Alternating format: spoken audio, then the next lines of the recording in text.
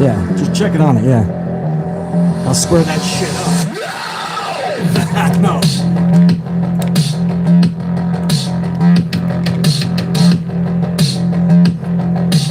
My playback's good. Yeah, mine's good.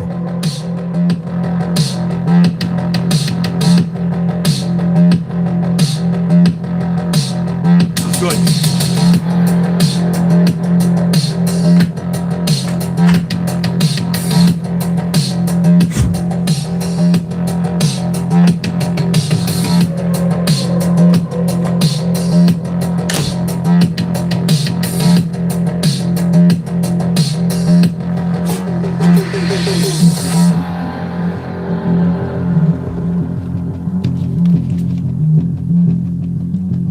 Down two.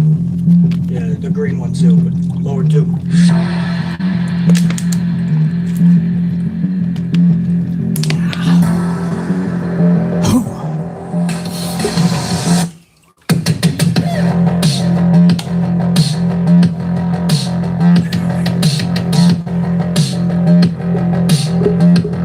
Hey, how you doing, huh? What's up, everybody? Alexi's back up in here, man. PB Sillaprod. NJPW girl made it. Iman. Eddie Iron. Fred, you damn right I'm back, brother. Santivia. Gregory, Malachi, James, Shrimp Fajita, Sean, Matthew, Clark. DK. Smurfy Tunes, Donzel. Chaos, Snake Venom, Chubless the Bear, bringing that fire. Juan, Thane, Crystal. What's up, everybody? I never literally said to shut my music. Come on, Sash, man. I know I'm paying you overtime. I never said cut my music, unit. What up, everybody? All right, now cut my music. Cut my music. Now you're not going to cut my music. Cut my music, Sasha. Come on, cut it. Cut it. Hello. What's up, everybody? How you doing? Oh, my coffee is ready. I just had a live stream with you guys just a few hours ago, man.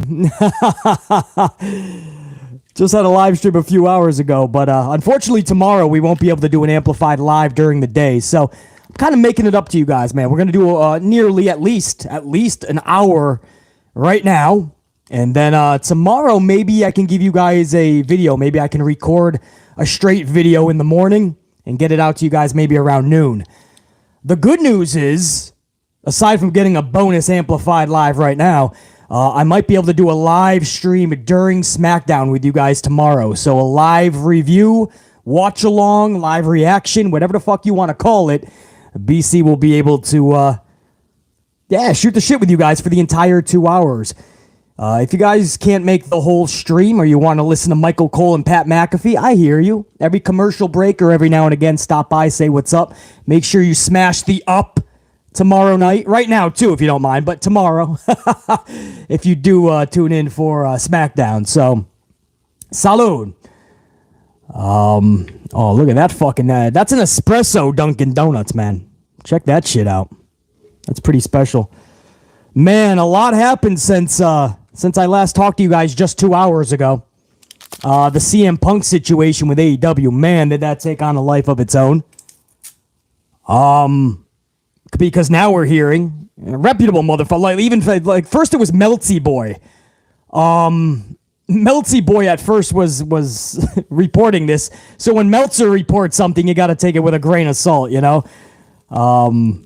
But what happened was, even Fightful, man, Sean Ross even fucking confirmed that he was hearing the same thing. So it went from, oh, maybe we're just being worked, to, oh, shit, maybe there's a lot of fucking people pissed off at CM Punk, and maybe Punk is had enough. He's fed up with AEW. And now we're hearing that was totally a shoot when he called out Hangman. Most of us, man, when you saw that, it was kind of bizarre, right? It was awkward because he's got to set up an all-out match with Mox. What the fuck is this dude calling out Hangman for?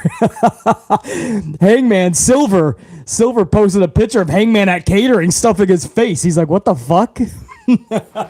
But I guess it stems from when he told many months ago, he said that Punk doesn't have a lot of friends backstage.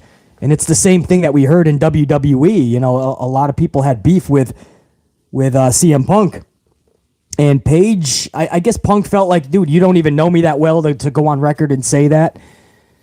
So I guess he harbored all that ill will, and he went into business for him. This is the report, man. I'm not reporting this, all right? I'm just a fucking middleman.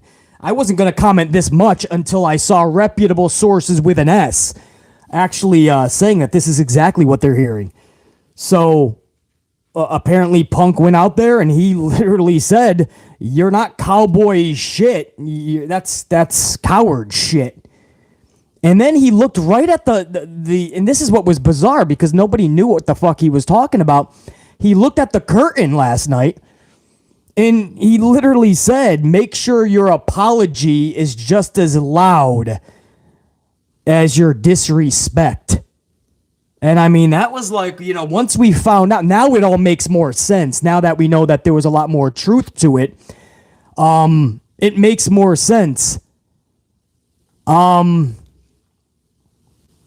It makes a lot more sense because he was holding this grudge for Paige, man. He was holding this grudge and he couldn't wait to get back to really fucking call him out on it. So now it makes a lot more sense because damn, at first it was bizarre. I'm like, dude, why you got this match with Mox at All Out. This is what you should be pumping up in the promo last night was absolutely brilliant between he and Mox. It's sad that the Hangman Page shit is overshadowing that now. But that always happens with AEW lately, man. A really good promo or something big will get overshadowed by some type of backstage drama. But Punk says that, man, and now tensions are absolutely high. It didn't stop there. He also mentioned Eddie Kingston, right? He said he was the third best Eddie that he's ever worked with. Obviously talking about what? Eddie Guerrero. Yeah, he worked with Eddie, right? Well, who's the third? Who the hell's the second Eddie? I'm drawing a blank here. Got to put it up somewhere, huh? Because he said it's the second best John, meaning he's behind John Cena. And then he said that he's even... who was it? Yeah, Kofi Kingston. Oh, it was this, the second best Kingston or some shit like that. That's what it was. My bad. Second best Kingston. I don't know, man. He was doing some jabs to Kingston. Kingston does not like Punk. I mean, that they can work together as we've seen, but the dude holds no punches, man. He just doesn't like fucking Punk, right? So Kingston did not take long to respond, man. Eddie Kingston said, and I quote, "Of course the cunt said shit when I'm not there." I mean, that's literally what he said, man. He said, of course the cunt says shit when I'm not there. Because he's not afraid. I mean, if Punk called him out, Page is a good dude. Page is respected by the locker room almost in full, if not in full.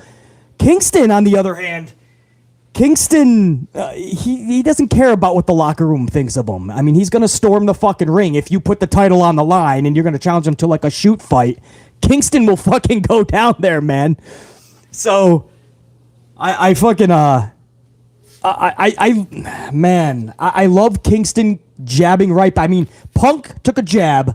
Kingston went for a knockout punch with that, man. Of course, the cunt talk shit when I'm not there. I thought that was just Eddie Kingston at his fucking finest, man. We're also hearing that the locker room is firmly behind Adam Page should this escalate. I don't see how this is going to escalate, man. This is where Tony Khan has to put on his big boy promoter pants, sit the fuck everybody down, cooler heads prevail, and this is where business has to override everything. I mean, you can't actually put out there CM Punk versus Mox next week, right? Unless you're telling me that CM Punk is not fully capable to compete, which even Jim Ross alluded to that last night when he challenged Adam Page. Jim Ross is like, is he even medically cleared? And Jim Ross said, we haven't got word on that. But then they made the match for next week. So did you bring CM Punk back out of desperation and you knew you just needed a ratings pop, but this dude can't even wrestle right now? So now you're promoting a match that you cannot deliver on, has to end in a schmaz, and maybe it turns into a triple threat at All Out, or maybe somebody totally different takes on Mox. And Mox is your undisputed. I mean, I don't understand any way. I said this in the stream a few hours ago. I don't understand any which way that this makes sense. If Punk was not cleared to wrestle, then you don't bring him the fuck back yet.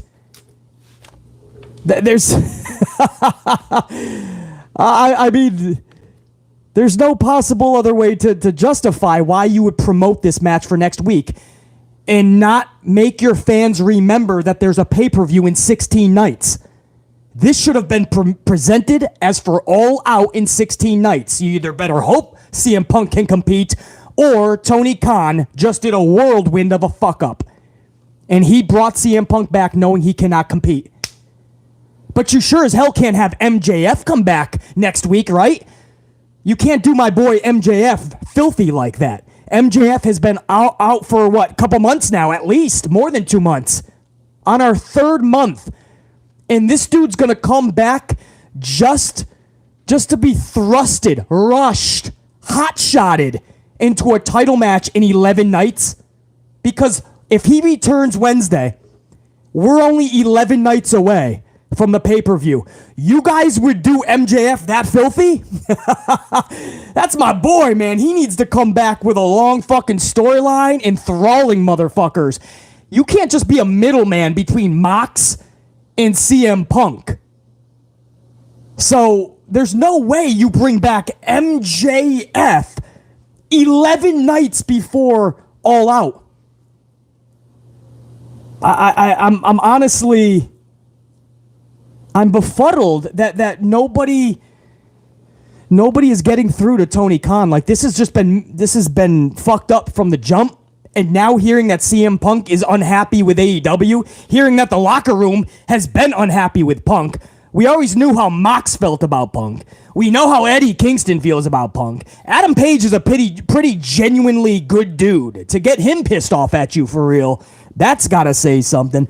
I'm not going to trash Punk because me and Punk have already had our differences in the past, man. I said some shit when he left wrestling, and I felt that he shit on pro wrestling. And even the fans, he thought he was better than pro wrestling when he left. And everything he was doing was like talking shit, that fake world he used to call it. So BC took exception to that. And I hammered pretty hard on fucking, on Mr. Brooks. Brooks got wind of that. Brooks blocked me on social or whatnot, and we had our falling out. That's fine. I always said if this dude comes back to wrestling and he's all in again, no pun intended, all in or all out with pro wrestling, then you know what? BC's going to let bygones be bygones. I'm not just going to trash this dude. And since he's come back, if you noticed, BC has not trashed Punk. It's odd now that everybody's now coming to the channel and going, BC, I do apologize, man. You were actually right about Punk, lo and behold. And that's not a pat on the back. In fact, I'm still not going to trash Punk. Because from what I'm seeing professionally for the most part, he's all in with this wrestling thing. Now, Mox and Kingston are good friends.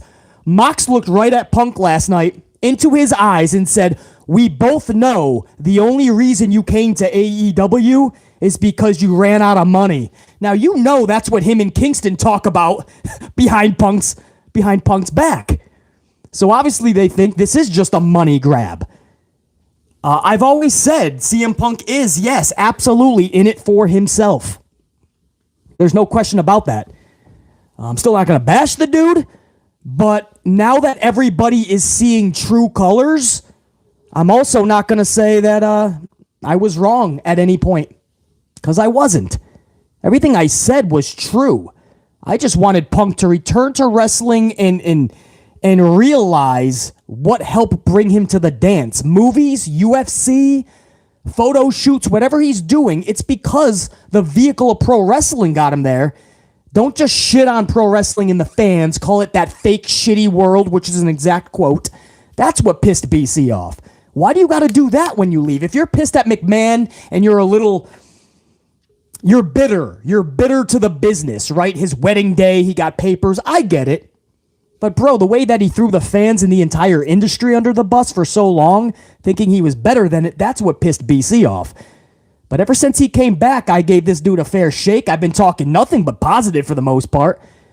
And now, all of a sudden, when I'm starting to fucking come around to Mr. Brooks, everybody else is now seeing his true colors. It's, Punk's always been about the bottom dollar, the money, himself first. He's always thought that he was literally the best in the world, which skill-wise, it's clear that he's not. And I don't think it took long in AEW where you have a lot of people that are out to prove their worth. They respect the OGs, but they're out to prove themselves. Hangman Page, Eddie Kingston, guys like that, they paid their dues. They don't need to just sit there with their hands folded on their lap and go, yes, Mr. Brooks, sir. Yes, Mr. Punk, sir. If Punk says jump, they say how high. That's not what they should be doing, and they refuse to do it. So I actually like that. And I'm glad they stick up for themselves. There's respect for the OGs, but, Punk going into business for himself. And are they just hot-shotting Mox and Punk now because Punk cannot be trusted? Because of the heat or the argument that him and Tony Khan got into, is this why they're hot-shotting this match to next week? So many questions. Is it because Punk is literally not able to compete? He didn't look like he was walking all that great in that ring last night. I gotta admit, man. It didn't look like he was ready to wrestle a one-on-one match for sure. So why the fuck did we bring him back just for a ratings grab? And now Khan is going to double down and put him in an advertised match, which he knows he can't wrestle in. If it's an injury thing and he still can't compete. So why are you hot-shotting the match? Is he not able to do a one-on-one? This is just so very bad, man. This is very bad every which way you think of it. It does nothing for All Out. Mox and Punk All Out, that should be the match. And now you're getting it next week, or at least advertised, so nobody's talking about All Out. They're talking about Dynamite next week. So even if you get a rematch or some shit like that next week, and then we start talking about All Out, we lost a whole week, guys. Because I asked my unit this in the live stream a couple hours ago. What's the card for All Out? Isn't there only a couple of advertised matches and 2 or 3 more that we think we're getting? We're getting the Trios Championship, to Trios Final, whatever. We're getting Wardlow not even defending his TNT Championship. He's actually going to be in a separate 6-man schmaz match. We might be getting Jungle Boy and Christian. No world title match right now. Rosa versus Storm. And that's it, right? Maybe one other match. We got half the card and we're 16 nights away. No world title match. Nobody knows what's going on with that. We'll find out more next Wednesday when at that point we are just 11 days away. You literally can't make this shit up. I mean, this is literally VKM shit, right? Vince McMahon and how he would do his pay-per-views the last 10 years. This is what made us all blow our gasket. We were thinking Tony Khan is much better at his pay-per-views, and he was at first. Now he just wants to give all these big-time matches away on free live TV, and he worries about the pay-per-view a week before. Sound familiar? This is Vinnie Mac shit. This is bad in every way. And in fact, the promo that Mox and Punk had, as I just said 10 minutes ago, the promo that they had is now overshadowed with stories of CM Punk almost not showing up to Dynamite, which would equate to a walkout of AEW. And we know he was in heavily support of Sasha Banks and Naomi, just like BC was. They walked out justifiably. All the credit in the world to Sasha Banks and Naomi. Damn right, they should have done it a long time ago. And Punk was a real advocate of that. So I don't doubt for 1 second that he put the ball in his court and said, I'm going to take this fucking ball home if I don't get what I want. And I do believe that, the locker room is firmly behind Hangman Page. I think he kind of did go into business for himself. Again, people say, well, this could be a work. But who's working who at this? What is the work? The bottom dollar here comes to All Out. Nothing was done for All Out last night.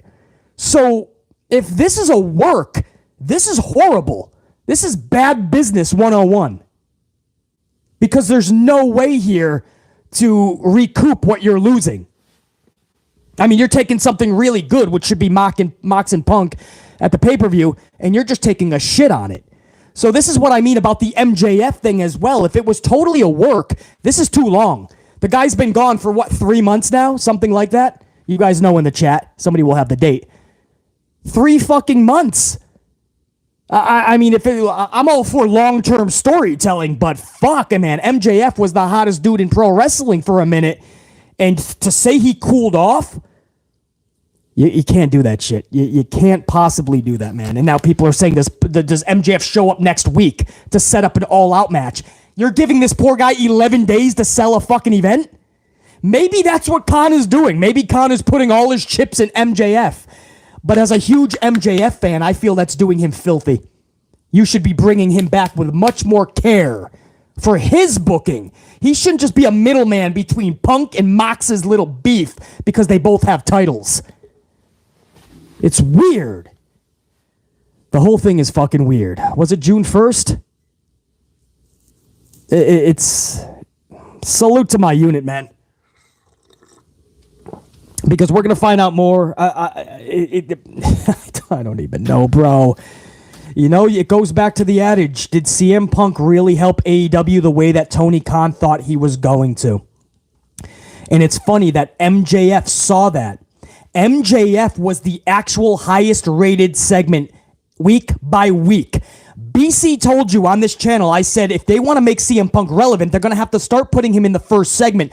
What did they do like 2 weeks later? I'm not saying they're listening, but hey, maybe. I mean, they don't like me talking about the show when I criticize it, so I know a lot of that locker room is listening. What did I say, man? I said put him in the first segment. What did Tony Khan start doing every fucking week after? CM Punk was in Q1, segment 1. And he started to just beat out MJF, but just barely. MJF was still right there, and MJF wasn't even in the Q1 segment. So what the fuck, bro? That's how good MJF is. He's a ratings bringer, not a killer. That's how special MJF was. And MJF saw that CM Punk was not really bringing in the goods. He was, and he knew that Punk was making 12, 13 times the pay that he was making. So I believe wholeheartedly, whether there's some storyline or not, doesn't matter. I think MJF absolutely had that blow up with Khan, which we heard absolutely was reputable. And it was about money. It was about, dude, just give me a little bit. My contract doesn't come up until 2024. That means for the next 2 years, I'm going to be making this, for wrestling anyway, almost minimum wage. Not actual minimum wage, but for wrestling, peanuts. Why this dude, who's barely bringing in any more, and you had to move him to the Q1 segment, he's getting 12, 13 times the pay that I am? You know, that's like if you went to your job, right? I don't care if you're stocking shelves at the Costco.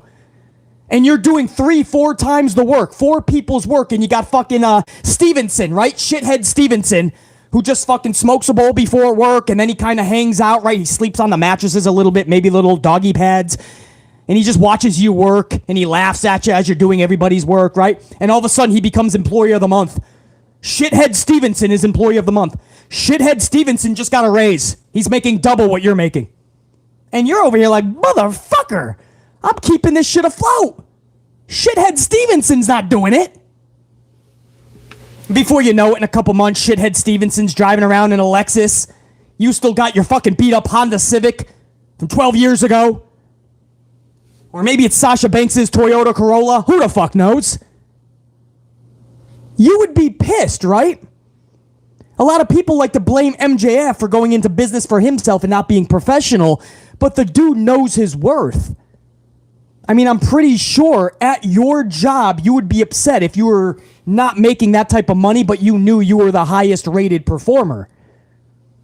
I would think so anyway.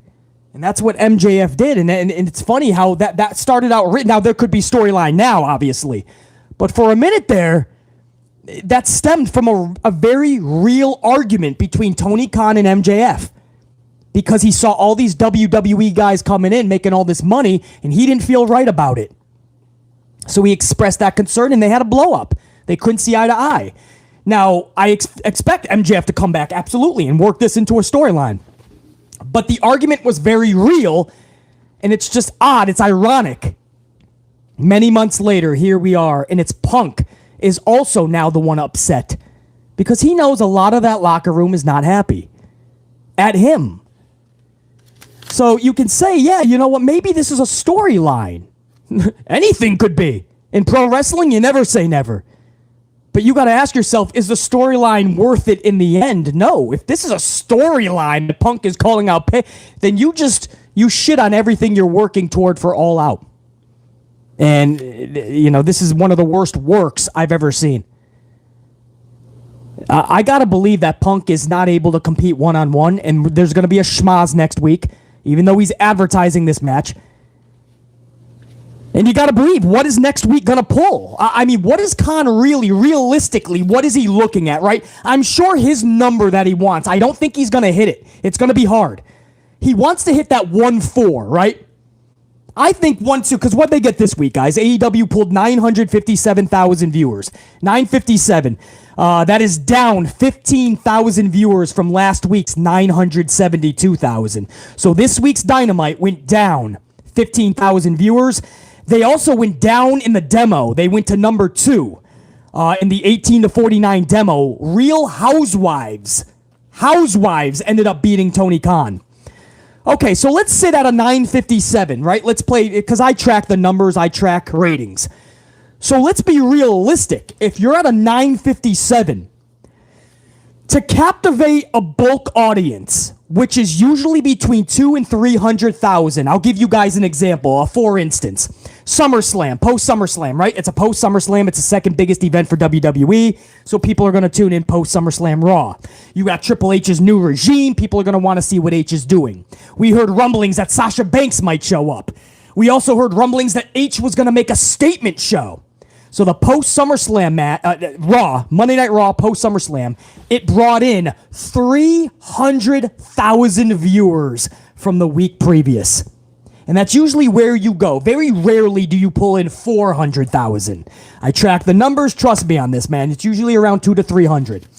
Okay, so let's play devil's advocate. Now you go into Dynamite for next Wednesday. You got this big advertised undisputed championship match, right? We're finally going to get one champ. If you're at a 957, let's give Tony Khan the full 300,000 intake. That would put them 1.057, 11, 12. That would pin him between a 1.2 semod and a 1.3 tops. So if Tony's goal is a 1.4, motherfucker's got to bring in over 400,000 viewers because they did not hit 1 million this week. So he's got his work cut out for him. My question to my amplified unit in the chat is, can this match, Punk and Mox, which may not even happen because Punk might not even be cleared for this shit, and that's why it's being hot-shotted, and it's going to be a schmaz, and you're going to have disappointed fans. But let's just say the match happens. Can they pull in 400,000 viewers? Because you know Tony Khan's going for a 1-4, and you know how we know that? Because he's just as stubborn as Vince. And he, I think it was twice before, correct? He's actually hit a 1-4. I think it was the debut, and then another time. 1.4. Now, if he hits a 1-2 or a 1-3, I think you take a big sigh of relief, and you just fucking cuddle up in a ball somewhere in a corner and just be happy that it was a wash. Because if you pull anything less than a 1.2, then this was all for nothing. Even if they pull a 1.3, BC is saying you sacrificed All Out for this shit.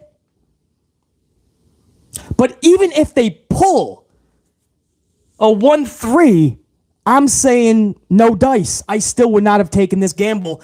History repeats itself, man. I saw Eric Bischoff do this so much in WCW. He started not giving a fuck about the pay-per-views until a week previous. He put everything on free TV, like Goldberg and Hulk Hogan and so many more. And that was one of the things that killed WCW. It wasn't just one or two things, guys. I was around in that era. If you're younger, anything you hear is bullshit if you think it was one or two things. Many things killed WCW. But one of the main things, one of the biggest things, was giving away big-time pay-per-view main events on live TV. And I've seen Tony Khan do it 6 times already. This will be number 7. And if this match actually happens, this will be the biggest of them all. And it's unacceptable. Also, he can try to get back to a 1-4. And if you can't keep that, you're going to lose the $300,000 the very next week and be right back at a 1-1, fucking around with $1 million. We saw Triple H do that post SummerSlam. They went up $300,000 to just over 2.2.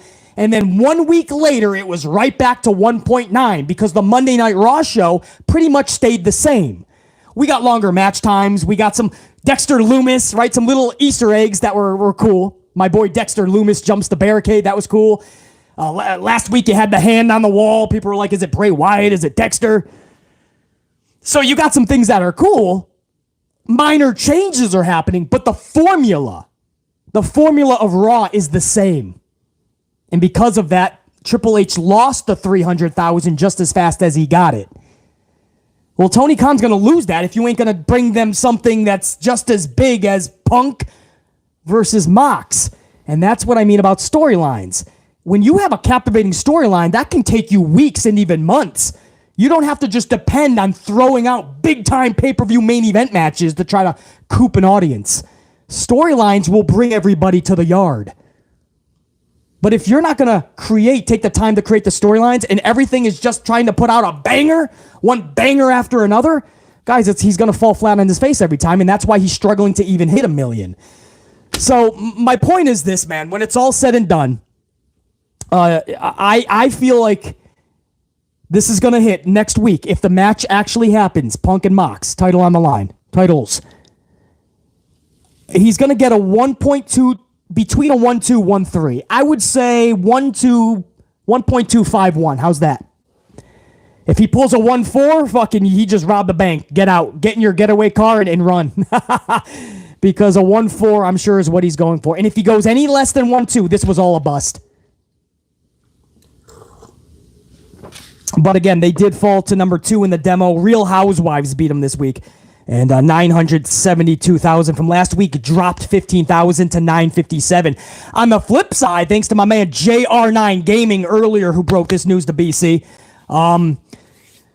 NXT went from 592 under 600 to a 7, I believe it was 732. JR9, if you are up in here, man, can you confirm that in the chat? But 732, I believe. So they went up like fucking 130,000, but something like that. 723 was it? Franklin, thank you. 723. So 723 from a 590. What? I mean, that's almost 130,000 viewers, man. NXT 2.0 fucking rocked it, man. So they went up to over 700. And AEW, and this is what I mean, man. Until you get storylines, you're going to fluctuate too much. You can't be doing that shit, man. James, thank you, man. Carlos Ray, you're next up in command, man. War Dog, I need my vets to step up, man. JR9's not in here, dude. Salute to JR9, man. I know he's going to catch this later. That's my right-hand man. Salute to JR9, who's not up in here. And speaking of NXT, real quick, guys, if you weren't around for the live stream a couple of hours ago, NXT, Triple H has confirmed NXT is going head-to-head with All Out on September 4th. Literally. Like, he's going, Worlds Collide NXT is going on at 4 p.m. Eastern time, we're hearing, which is right before All Out. So he's going to try to consume time, energy, effort. Everybody's going to try to find Worlds Collide, drain the audience, tire them out. And then immediately after, from 7 to 10, is the immediate replay of NXT Worlds Collide. So from 4 to 10, those are the two big showings. Of course, a 4 o'clock showing, a lot of people have to catch the replay because it's a day showing. So H knows exactly what he's doing.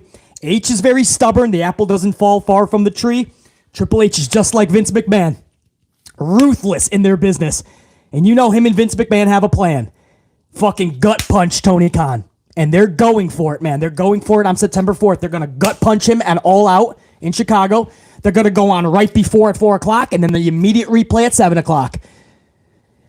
And maybe Tony Khan knows that, and that's why Tony Khan is going to try to hotshot this fucking championship match. But Triple H wants revenge on Tony Khan. He does.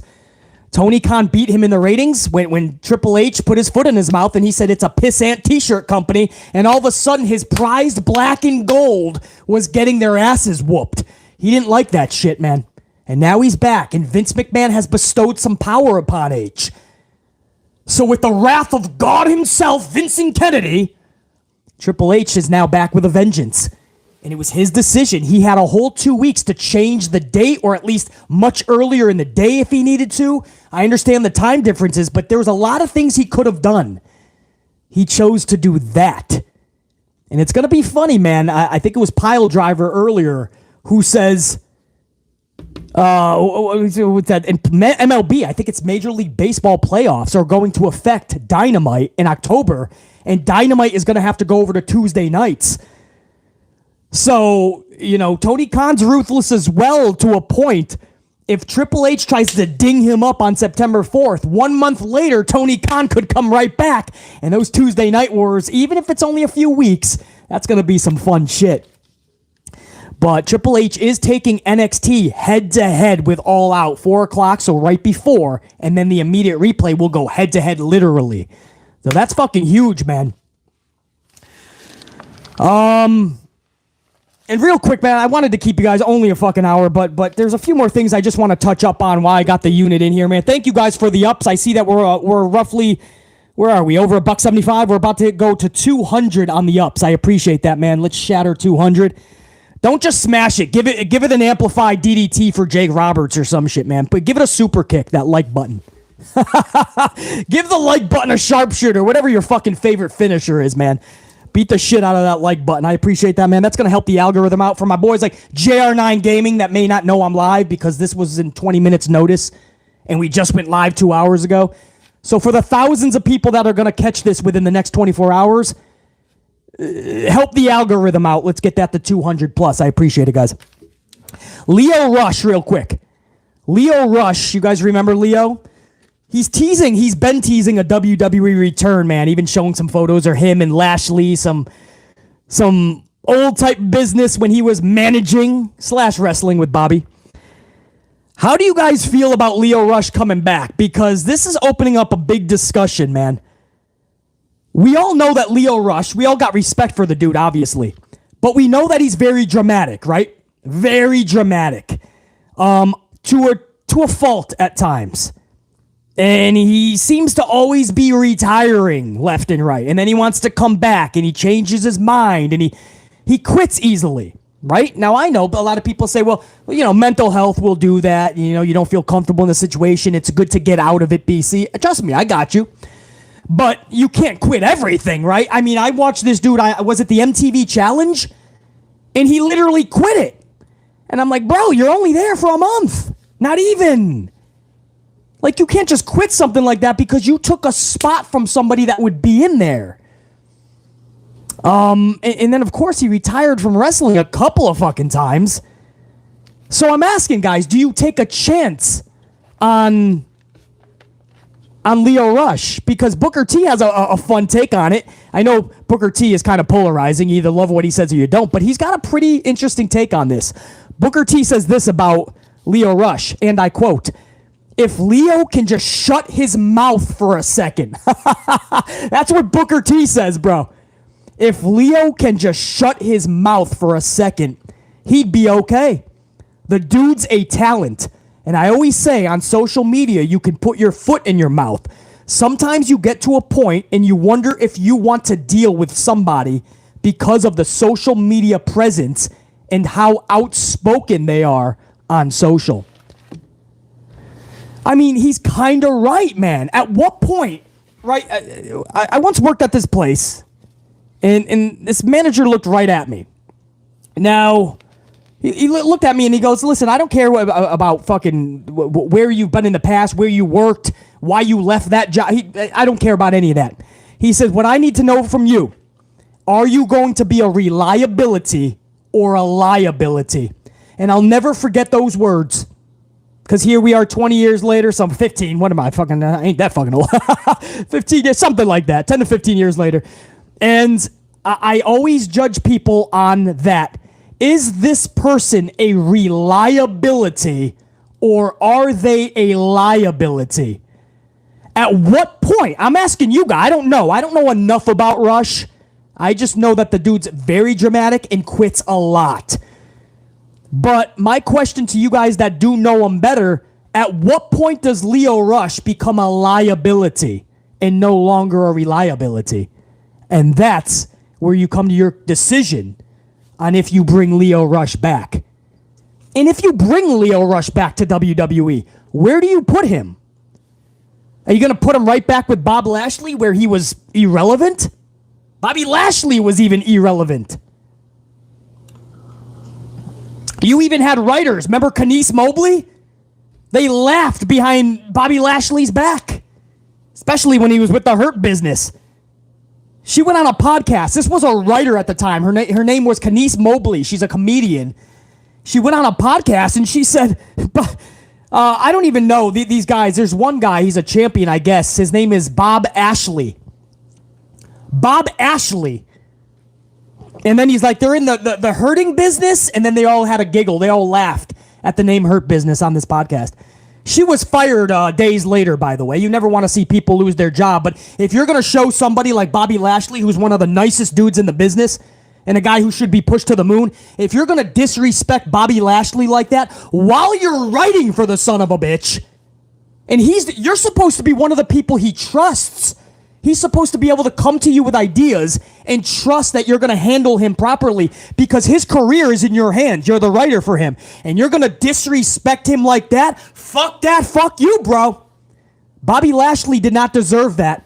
And I know for a fact Bobby Lashley went right to Vincent Kennedy McMahon and Kenice Mobley was fired 2 days later. Good. You don't want to see people lose their job unless they're an idiot. Kenice Mobley became a liability. She was no longer a reliability. That's what I mean, man. That was disrespect to another measure, man. So my point is, where do you bring back Lio Rush? The Buggy says Leo for 24/7 champ. Hey, Buggy, somebody's got to beat Dana, right? Fucking A. What else you guys got? Nick says sidekick somewhere. That's really it. You guys don't really have anything else. That's what I mean. I mean, the roster is stacked. There's already a ton of talent that has nothing, right? AJ Styles is one of the best wrestlers in the world. In the world. And this poor guy has nothing. We're hoping that this Dexter Loomis thing evolves into something special. Because if it doesn't, then for the last 2 years, AJ Styles has been jack shit. Ever since his match with The Undertaker at WrestleMania, Styles has been used tied to the hip with Omos for nearly a year. And the culminating moment was him to just be defeated in 2 minutes to Omos. And then that was it. Styles was helping Finn Balor and Balor's fucking feud with Judgment Day before he joined them. So he was just a henchman for Balor. Then he was helping Logan Paul. Then he was helping... what else was he helping? Fucking just recently. After Logan Paul. He was helping somebody. He helps everybody. At what point does AJ Styles look and feel like AJ Styles again, bro? Square that shit up. At what point? Anyway, I'm using AJ Styles as a fucking as just an example, right? There's so many talents that need to be square this shit up, man.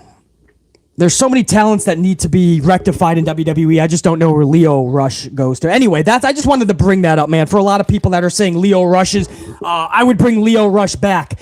Before you bring him back, you got to say, where are you bringing him back into? What storyline? What feud? How is he going to be relevant? And whose spot is he taking? Because Triple H is bringing back a shit ton of black and golders.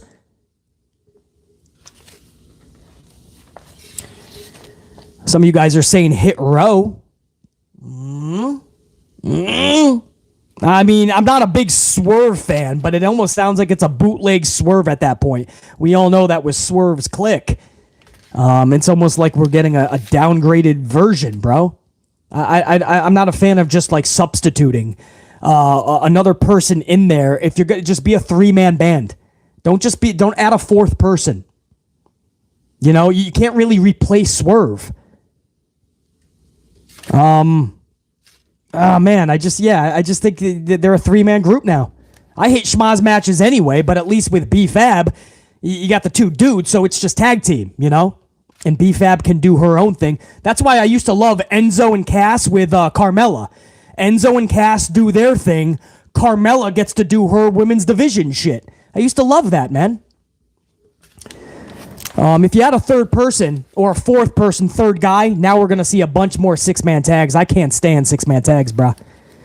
Real quick, man. A couple more things I want to touch up on, and then I'll let you guys enjoy your Thursday night.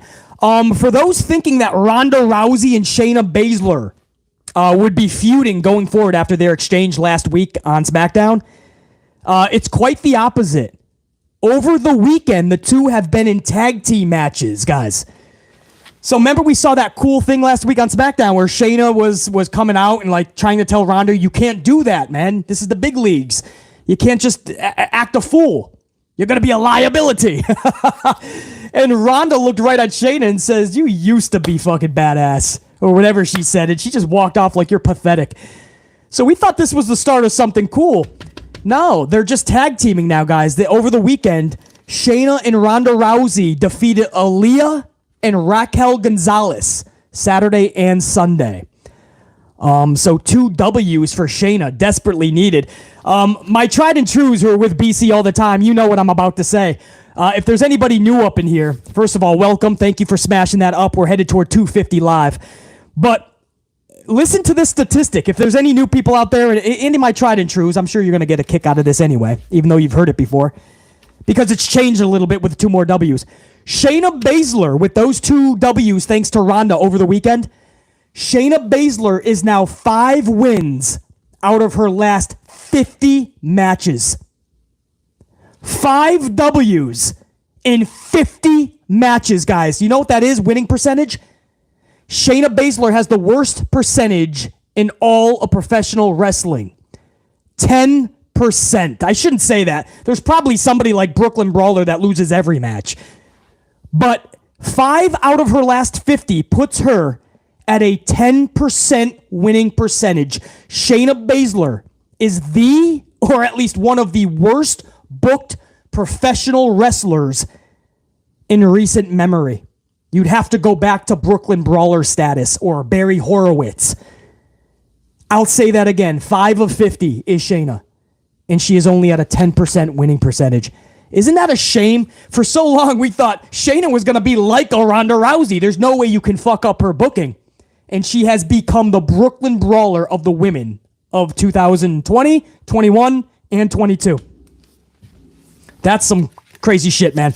So I'm sure if you're Shayna, you're fucking loving tagging with fucking Ronda, bro.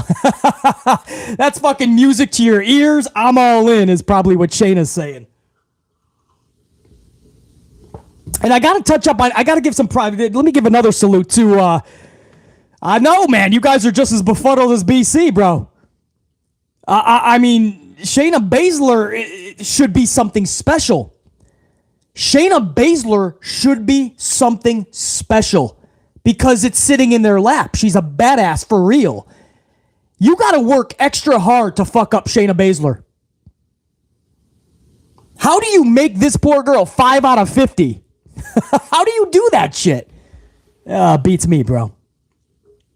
But listen to this, guys. Kevin Owens. You guys hear this?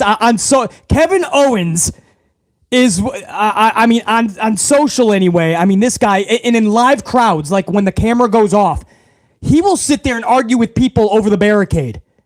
But on social, it was fucking hilarious. This dude, Brett, like tried to throw some jabs over to Owens, right? Owens said something like, fight, survive. You know, one of his catchphrases. I forgot what it was, man. So this Brett guy responds. He says, with every other wrestler's finishers, huh? Where is your originality? So Kevin Owens responds, nobody else does everyone's finishing move, Brett. I'm a trailblazer, Brett. So then, it gets even better, bro. So then this Brett guy says, he responds, he says, well, trailblaze yourself a new finishing move that you created. You seem to be a follower to me. So Owens recreates this dude's profile picture. It's this dude in front of like a lake or some shit. Owens literally went out to a lake and took a grumpy selfie. And Kevin responds, and I quote, "No, Brett," and Brett is spelled with 2 T's, by the way, not like Bret Hart, 2 T's. He says, "No, Brett, I'm going to start copying everyone even more. In fact, my name is now Kevin with 2 N's, like Brett with 2 T's. He says, "And you think you're the only one that can take a selfie in front of a body of water while looking miserable? Nope. Period." Bro, there's not much that pops BC and gives me a good laugh my fucking ass off moment during the day because I'm always so fucking busy. And when I have downtime, my hobby is this. This is my downtime. Spending it with you guys talking pro wrestling. So being so fucking busy, not a lot literally makes me laugh during the day. When I came across Kevin Owens going to that amount of time and energy to fucking body this dude, come on, bro. How do you not raise a fucking salute to Kevin Owens? And then you see why this dude should have been one of the biggest, best heels for the past 3 fucking years up front. More than that, you can say. I think there was a statistic, wasn't there? Didn't he even say this on Raw that he hasn't held a championship in 4 years?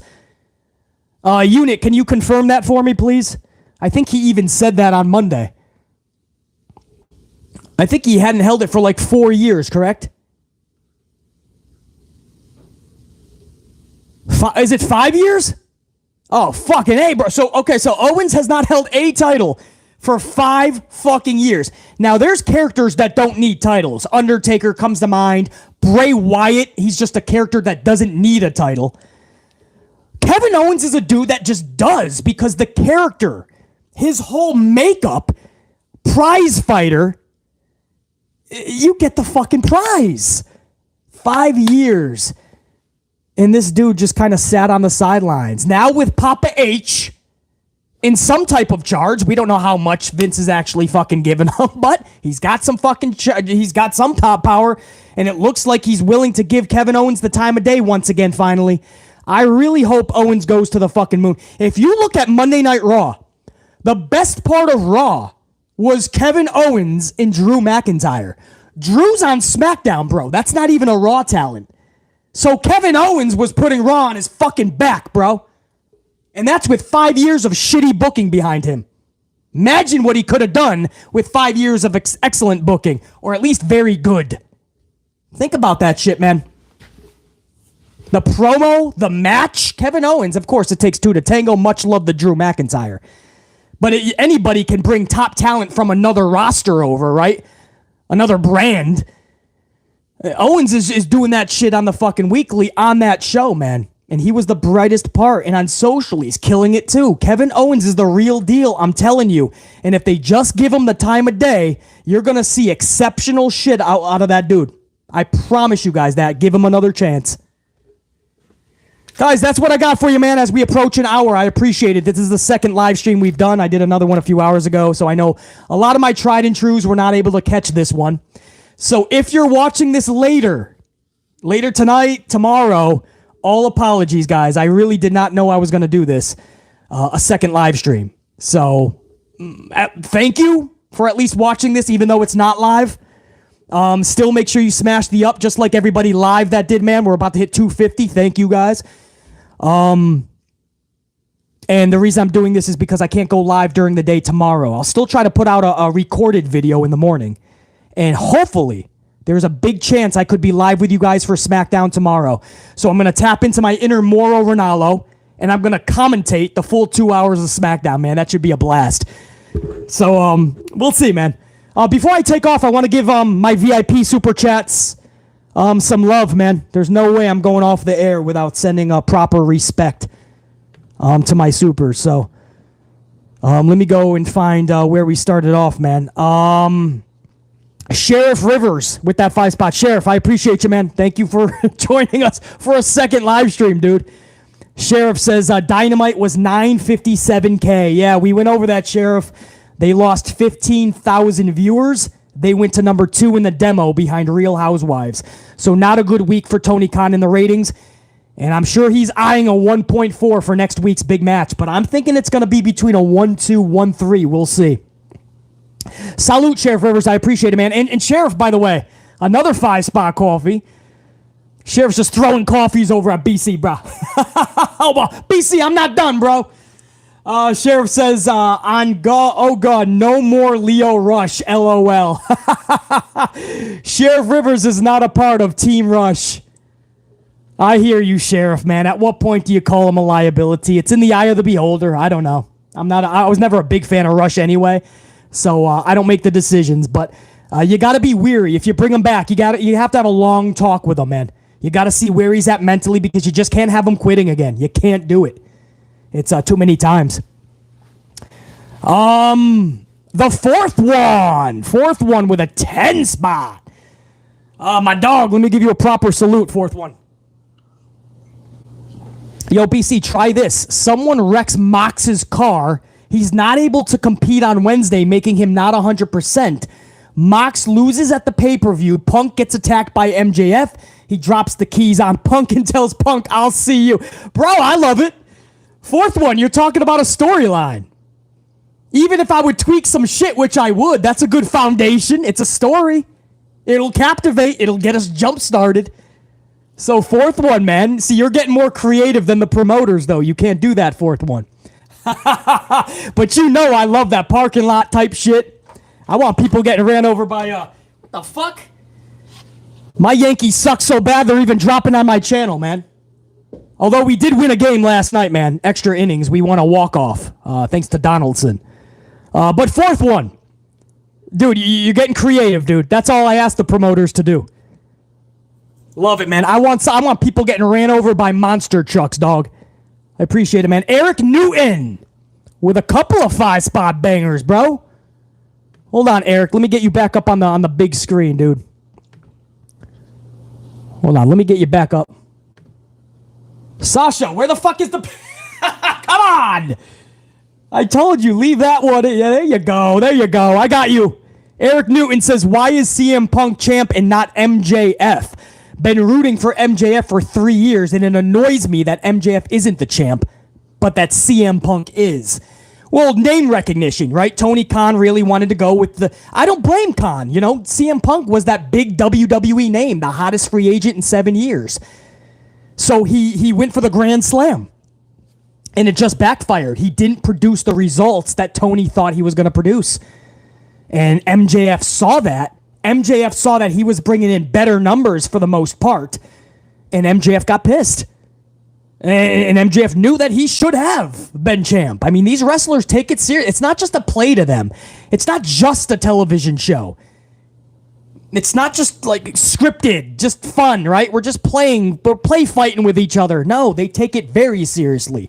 That's why when these wrestlers win world titles and they get backstage, everybody is there to applaud them and they're in tears usually. They take it very seriously. It is their careers. MJF knows his worth, and there came a time where he started to say, wait, I'm worth more than Punk right now. And MJF would not be lying. Eric Newton also says, BC, there's no worse feeling than when you go to the store to buy K-Cups, get home, and don't realize I bought decaf until I looked at the box. No! Bro, that's borderline tragic, Eric Newton. If you guys don't know, these are K-Cups. All right here, man. You see the Folgers? These are K-Cups. I got boxes full thanks to you guys, man. You guys fucking load up the super chats, man. We shoot the shit for so long after these live streams, and I go and buy boxes of fucking pods. And I have a bunch, man. I have every different type. Tim Hortons. I got fucking luxury coffee like Lavazzo, espressos. So you guys keep BC amplified, and we keep doing these live streams. I love it. It's a great circle we got going. Oh, man, you got to bring those decaf back, man. We can't get amplified on decaf unless you put about 10 pouches of sugar in there, and I don't recommend that shit. Ashley Steggles, $8.99, a double dose of amplified live. Let's go. Punk not happy with a wrestling company, kind of like 8 years ago with the old man's company. Same thing, different type of story behind the scenes, no doubt. But yeah, I mean, some people just don't change fully, you know? I do think that Punk has matured a little bit, changed a bit, but it does look like there's a lot still there.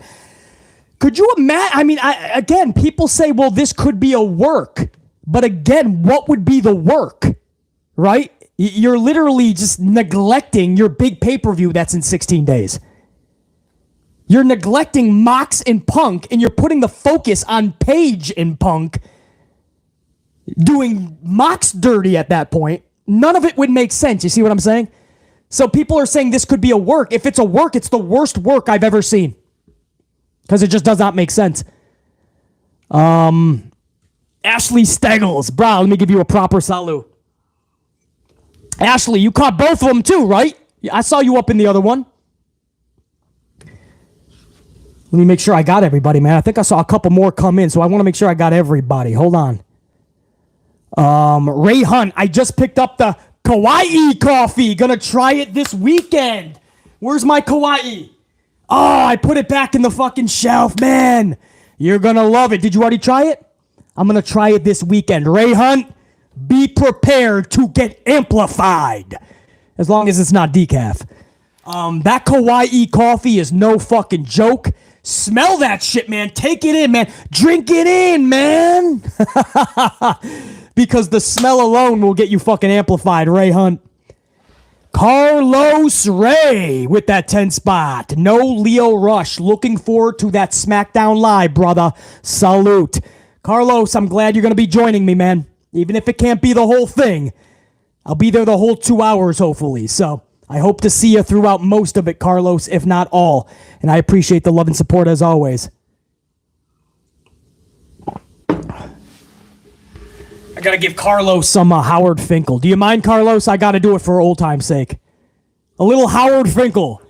Coming down the aisle from sunny Florida, Carlos Ray. Salute to the Fink up there, man. He's probably calling a match right now. He's probably doing introductions for Randy Savage versus the Ultimate Warrior. Special guest referee Owen Hart. Timekeeper is probably Eddie Guerrero. Probably stealing a fucking championship or some shit. Commentary is Bobby Heenan and Gorilla Monsoon, Lord Alfred Hayes. A 3-man team. Appreciate that, man. Carlos, always good to see you up in here, man. As always, much love. You were the man in command today. We had no JR9 gaming. Uh-oh, I got to make sure the screen is still up, man. Drink it in, man. I think I got everybody, man. If I missed anybody, I'll absolutely make sure I get you in the next... in the video tomorrow morning. That won't be live, though, guys. All right, that's not going to be live. Hold on. Somebody just came in last second. DB! Yo, DB! Thank you, dog. I see you up in here, man. TK must be losing control over there. Talent's not happy, and WWE isn't much better. VKM will be back. It's like what you always say. Pro wrestling is on life support. Perfect plexed the like button, BC. I love it. I just noticed we're over 250, DB, on the ups, man. One of those over 250 was a perfect plex. You know he's watching that Warrior Savage match up high, man. Front row seat. He's probably going to get involved. It's going to be a run-in, man. Perfect plex that leg. I love it. And yeah, man, Vince is obviously, he didn't go, well, Stephanie says he didn't go anywhere, man. So it's not even like coming back. He really didn't go anywhere. When you're retired, you can always come out. The investigation is over. The investigation's done, guys. He's going to wait a year and then watch. That's all I'm saying. I want to end that convo. I'm not going to divide the audience anymore, but just trust me. Don't be shocked within the next calendar year if Vince comes back and you're going to be like, wow, BC was right. I mean, the guy, Stephanie told you, he really didn't leave. DB, salute, dude. DB, I hope you can catch BC tomorrow night if I'm live for SmackDown, bro. Carlos Ray has already RSVP'd, man. I'm sure when JR9 said that, Sir Charles, you better at least say what's up to BC tomorrow. Smash that up, Sir Charles. Alex Hood, Prime Killer, Adrian Black, Raymick, Big Nang, Marie. Y'all better show up tomorrow. Show some love. DB, that's what I want to hear, dude. War Dog still up in here? War Dog take off. Tony Parita. Yes, Partita. Tony. Fuck yeah, bro. Damonte. Thank you all for joining me, man, for this later live stream, even though I just put one up 2 hours ago and it was only with 20 minutes of notice. A great crowd in here live. When I end this, thanks to you guys, that algorithm is going to kick in and thousands of people are going to find this thanks to you guys, so I appreciate it. Yes, Waveface. Donzel, Mikhail. War Dog is back. War Dog, Alice, Deontay, Mad Queen. I got Adrian Black, right? Fuck yeah. Ashley Steggles, of course. Ashley, make sure you say what's up tomorrow night, man, even if you can't stay the whole time. I appreciate the coffee, Ashley, as always, by the way. What we got? Fourth one, Beast Morgan. Of course, Carlos. David. Daniel. Woo! Man, NJPW girl. Did she take off? NJPW. When you catch this back on playback. Salut. Troy Gates, if you catch this later, man. Troy Gates threw some fucking banger bombs recently. Troy Gates, TJG the Don. If you're catching this, much love and respect. Eddie, Renee G, Fury, Dante Jaron, Pile Driver, Jazzy Jeff. I got Smurfy Tunes, right? James Miller. Also, who the fuck, man? William F. William F. I got DB, right? Man, I'm trying to get everybody up in here, man. Fucking A. Nicole, Nelly Nell. All right, guys, I'll be here another fucking hour doing a roll call, man. My amplified unit, you're the fucking best. I'm going to go destroy the rest of this Thursday. You guys do the same. I'll see you in the morning with a recorded video, and again tomorrow night, live. For now, Sasha, can you put it on screen too? I want to see my fucking unit out, man. You got it? All right, then there's only one thing left to do. My assistant Sasha knows what to do. My amplified unit. Tell my assistant what to do, please. You got to tell my assistant what to do. Come on. Oh, you know it, Nelly Nell. You know it, Sir Charles. Come on. More of you guys know. That too, Carlo. Red team, go. You guys know it. Sasha, you got to hit my motherfucking music.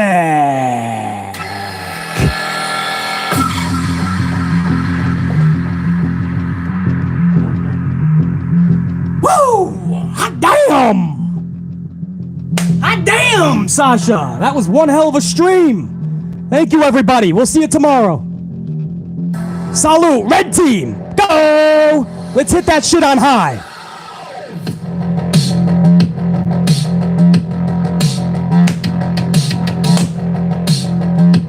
Salute, everybody.